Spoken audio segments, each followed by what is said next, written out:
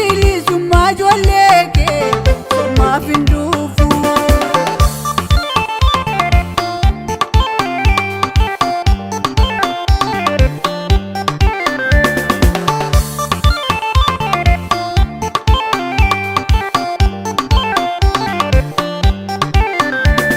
Adeemuuf jennee karaarra buunaan biyya keenyaatti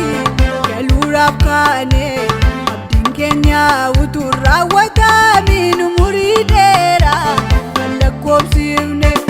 hullee makaane yaaddoon lafaa nutti wal jijjiiru maaf hin dhaabbatu arguu feeneerraa abjuun keenya dhugoomee gaafatwa irraa mul'attu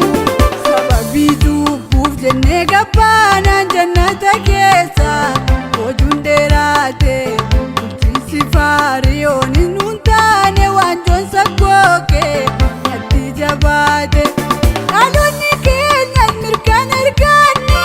dhalatanii garbummaa jalqabu musawwineerraa halkanni bilisummaa ijoollee kee maaf hin dhufu.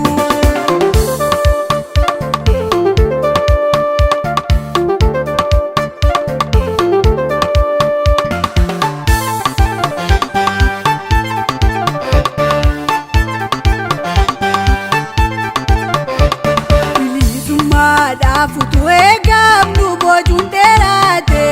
bara baraanii garbummaan cimee rakkoon baay'ate homaaf hin bari'u gooftaa dukkaanni isaan gafoonni keenya nutti himan utuma eegnu naguun fagaate guyyaa hedduumaa karaa laalaa nu hambisiini garaa jabaatte sababii cubbuuf jennee gabbaanaan jannata keessa hojuun dheeraate bulchiinsi faariyoon nuun taane waanjoon saggooqee natti jabaate dhaloonni keenya mirgaan arganne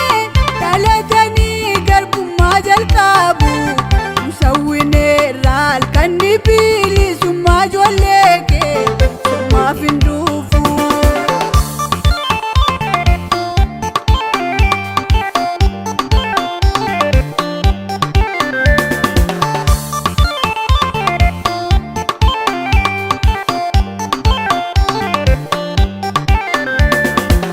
Namaachuun dhugaan sabaarii waduu toloota